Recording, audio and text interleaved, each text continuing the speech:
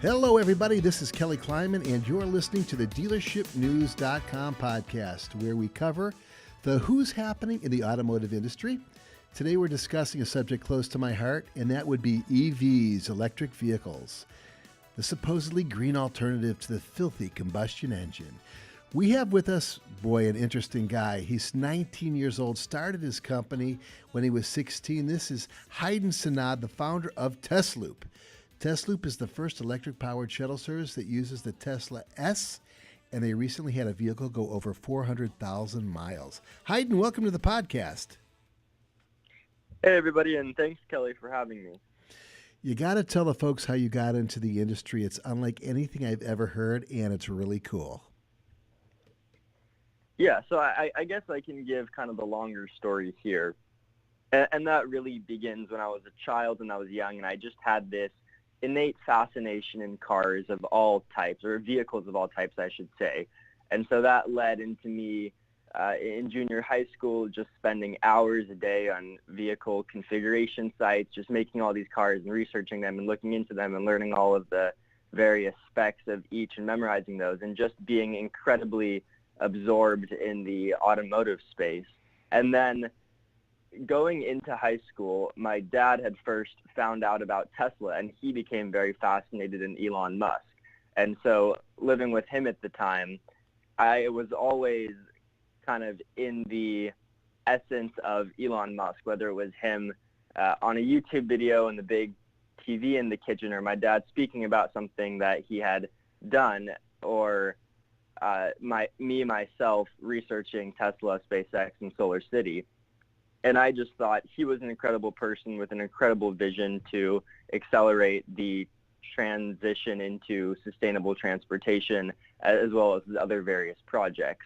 And so when I got my license turning 16, I really wanted a car because all my friends had cars, and it was, I had loved cars for a long time, but I didn't really have any money to buy one.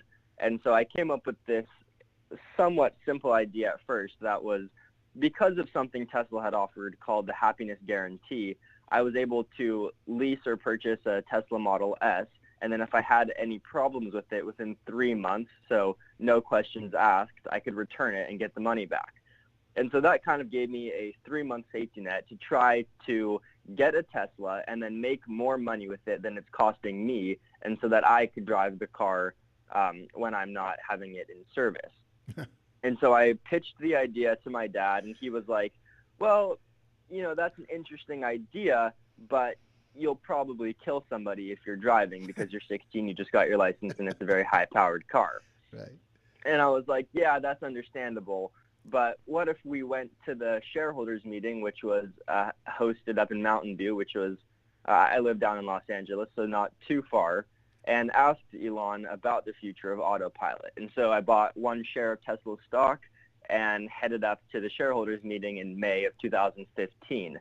And there I asked him, I forget the detail of the question, but what's the future of autopilot? And I think that was the first time that a leader of the automotive industry had put a definite timeline on autonomy. And he said that technical autonomy, meaning not driverless, where there's legislation supporting it, but the car's ability to drive coast to coast would be available within 3 years. And so they're about a year behind in that timeline, but that was really incredible to hear. And that also caught my dad's attention. And so we modeled out the original idea of me getting the car and driving people back and forth from LA to Vegas on the weekends to make up for the lease and insurance payments. And then we realized that there may be something bigger here. And so we pitched the idea to, my dad was about 3 weeks into a startup that he was doing, which was a remote photography startup. And so I pitched the idea to their team. And within about 2 weeks, the 3 members there came on board to help me with this project. And so we got one Tesla Model S in June, and then just put out a bunch of Craigslist ads saying LA to Vegas in a Tesla, $85. And within about a week, I believe, of getting the car, we actually launched service on July 5th, 2015. So do you stay in touch with Elon Musk at all? Is there any connection with his company? There's no direct communication with Elon Musk, but we do have a working relationship with various departments at Tesla, whether that be supercharging, fleets, APIs, sales, etc. You're like a living laboratory experiment, because I know the infrastructure of the EV industry is expanding. It's something that we're following very closely here at Dealership News. How many Teslas do you have in your fleet, and what has the response been so far from the public? So we now have 8 Teslas that we actually own or finance. 7 of those are X's and 1 of those is an S, as well as an additional 4 cars that we've recently brought in through a form of crowdsourcing, which we're calling Karmic, which is an open sourced and tokenized blockchain-enabled platform for all mobility. But we can get into that later. But so we now have 12 cars that we effectively have usage rights to. And I think it's the reception from the public on the first product we've offered, Shuttle, has been incredible. I believe that we're the highest rated transportation company in the world right now based on 5-star average ratings and net promoter score. And that's something rather unique in the travel industry, where not too many people get off of a United flight and rave about it to their friends. But what we've seen with Testloop is that there's this incredible offline virality effect happening, where the majority of our bookings are being driven through word of mouth. And so this is something that people really relate with and find a great use for, especially in cities that we serve right now, like Palm Springs and San Diego, where the alternative transportation options are less than stellar. They're less convenient. You have to go to the terminals to get to the train. Palm Springs doesn't even have a good train. They don't offer all the amenities that we do, and they're generally more expensive. Well, why do you think that folks prefer being shuttled in a Tesla versus any other vehicle? And is that preference manifesting in actual growth? And the reason I mention that is because they have to keep the general weight of the vehicle down so they get good range. And so it might not have all of the creature comforts that other vehicles would have. What's your explanation for the blow up of the interest and the preference in the Tesla as a shuttle vehicle of choice? Yeah. So I think you have to break that down into 2 answers. And the first answer is what is happening in the space and what technologies are converging to enable a new paradigm for mobility. And I think there are 3, maybe 4 main components that are just as of now from Tesla converging together, and those are electric drivetrains, connected vehicles, so cars with 2-way connectivity, and increasing autonomy, and then coupled with a pervasive supercharger, which is really important. And so when you put all of those together, it dramatically reduces the cost per mile of driving, because electric drivetrains in general have higher longevity. They require less time in the shop, which means they can be in service more often. As you mentioned earlier, our first car has over 400,000 miles on it and has been incredibly low cost to operate during this period. Connectivity, which makes it very easy to remotely query and control the car, and so you can have digital efficiencies that previously have not been possible. And then autonomy, which we view more as a spectrum, where it's not this kind of binary transition where the car is not driverless and then one day it wakes up and it is driverless, but rather the better that the driver assistance features are, the safer the car gets, the lower the risk becomes, and in turn that affects the economics. And so now that we have all 3 of those components put together, and I like to view this as very analogous to the iPhone, where previously mobile phones like BlackBerries, they had little screens with keyboards, and they didn't really have app stores and whatnot. They were just semi-functional, let's say, in the world that we now view mobile phones as. Whereas once the iPhone was introduced, it completely changed the game by coupling components like big screens and app stores and 3G connectivity, and that led to a huge transformation. And so I think the exact same thing is happening now with cars. And back to your question, because these cars are much cheaper to operate in high utilization mode, so we're driving over 17,000 miles per month per car, it's a rather simple choice for us to choose which car we want to use. If we were to do this in a Lincoln Navigator or a Cadillac Escalade, it would be far more expensive, probably a multiple of 3, if not 4. And so those costs would be relayed to the consumer. And so as a consumer, paying the average price right now between LA and San Diego is about $50. That's much more attractive in a Tesla than $200 would be in a Cadillac Escalade. And so I think it is both the attraction towards Teslas and the vision that Elon Musk has created that draws people into the cars, as well as the simple economics that this is a very high quality experience. Well, yes, Teslas don't have some of the creature comforts that more expensive luxury cars do. They are still very comfortable, and in mobility, we've kind of curated all of the amenities that you would need to make it a really great experience. So we like to think of it as a rolling Starbucks, where it's a very consistent experience. You have everything you need to be productive, like Wi-Fi and device charging. We have complimentary healthy drinks and snacks and travel pillows and laptop boards, etc. And so we have put together a really great experience as well. And so I think when it comes down to it, people understand that a cheaper, better product is the right way to go. How long did it take you to rack up that kind of mileage, and how many times has it been in the shop? And then the other question would be, what kind of maintenance do you use to keep those vehicles on the road? Excuse me. Yeah, so it had racked up over 400,000 miles in a little over 3 years, I think 3 years and a couple of days. I don't have the exact number of days that it has been in the shop, but there is an interesting point here that because electric drivetrains have such fewer moving parts than internal combustion engine cars, the maintenance is much less intensive. And so if we were to be driving, which we are about 4,000 miles a week per car, we would have to get an oil change every single week if this were a gas car. Whereas with electric cars, you just don't have that maintenance. And so that is very significant over time, and that can be extrapolated to all the various other gas-specific maintenance tasks that you can omit with electric cars. And so, again, I don't know the specific number, but it's far lower than a gas car would have gone to the shop during this period. And then the even bigger benefit is that we still are going to be able to drive this car for at least another 500,000 miles. And so I anticipate us breaking this car over 1 million miles within the next 4 years, whereas a gas car, once it hits 2,000 or 200,000 miles, you tend to throw it away because the maintenance is not worth kind of all of the other things that may fail in a gas car. I used to be in the car rental business way back in the day, and one of the problems that we had was actually what we call fleet utilization. If we had our fleet at 90%, that was a pretty good week. With this, it sounds like you really have a vehicle down. Your fleet utilization must be unbelievable.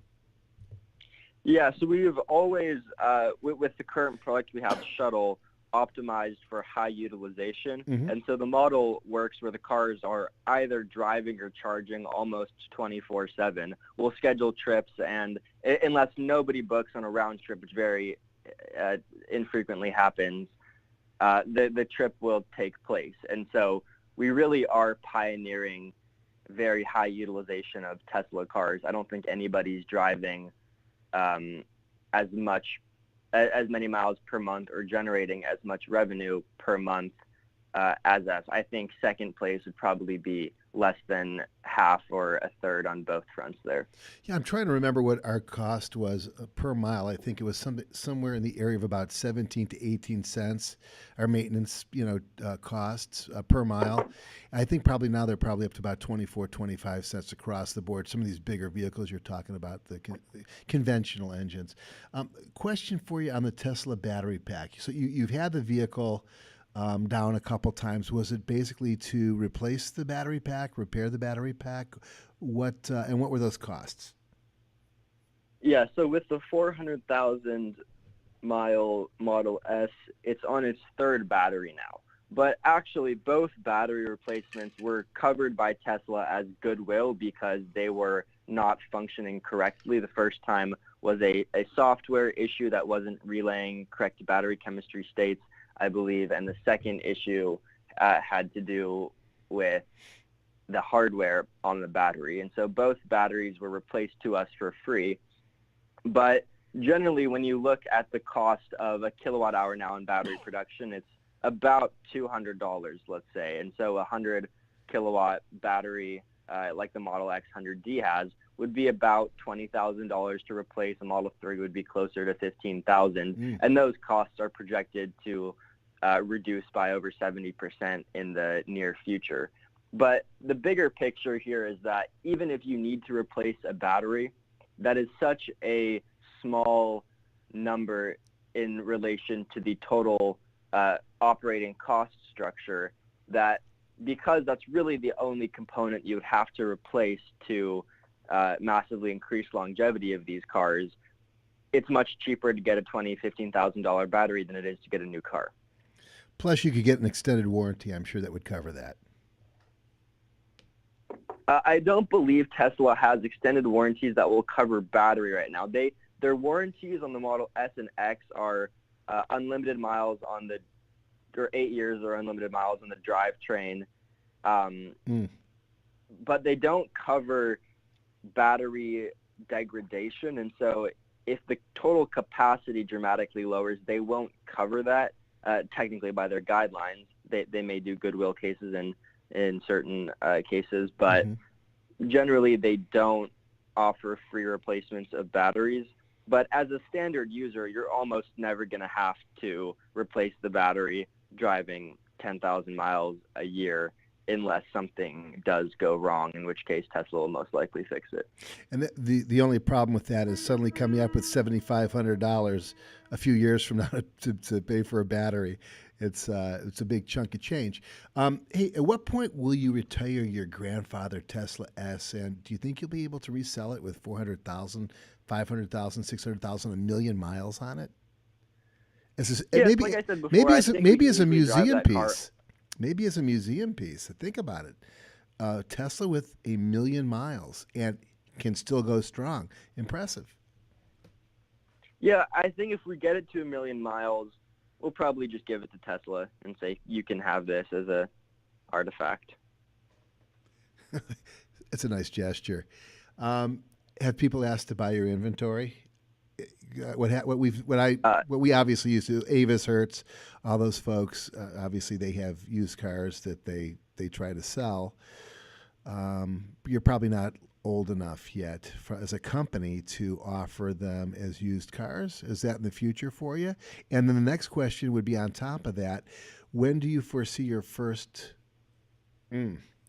fully autonomous, pilotless vehicle taking people from Los Angeles to Las Vegas?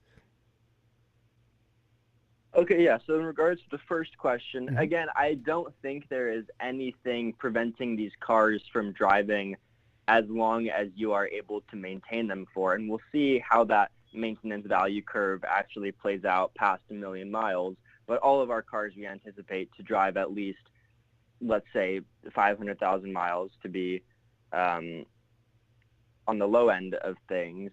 And so I don't think there will be a resale goal for us, but it is important to note that even if a car has 1 million miles, and let's say the battery at that point has like 70% of the capacity, and so it can only drive 200 miles instead of 300 miles, that's fine because you can still run mobility on shorter routes that are 100 to 150 miles with that car, and it won't impact the trip for anybody at that point. And so we really think we can drive these cars for a long time until there is no value left in them other than some various hardware pieces. There aren't too many cars you could say that about. That's for certain. Yeah, and this is a huge transformation in the automotive space. Like that can't be overstated. Correct. What kind of car do you drive and why? I drive a Prius because it gets great gas mileage, and I commute about 100 miles to work every day. I will be getting a Tesla Model 3 once we launch Karmic, which should be next month or so. We'll begin allowing people to sign up for that. And that is effectively a multi-sided marketplace that is mediated by the real-time data from cars.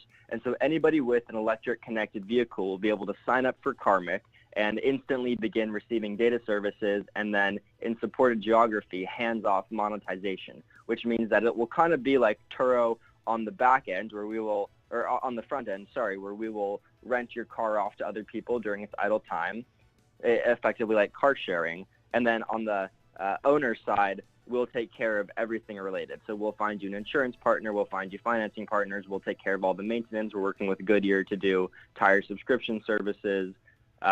We'll take care of the cleaning, et cetera. And so it's connecting all of the various parties that are relevant to mobility in a kind of arbitrary fashion. And so it's not like anything that has been done before, where Uber is a two-sided marketplace matching passengers with a driver that owns, insures, cleans, maintains their car. Mm-hmm. We're kind of debundling all of those components and revolving those or orbiting those around the real-time data feed that you can now extract from these cars and throw onto the internet or a blockchain.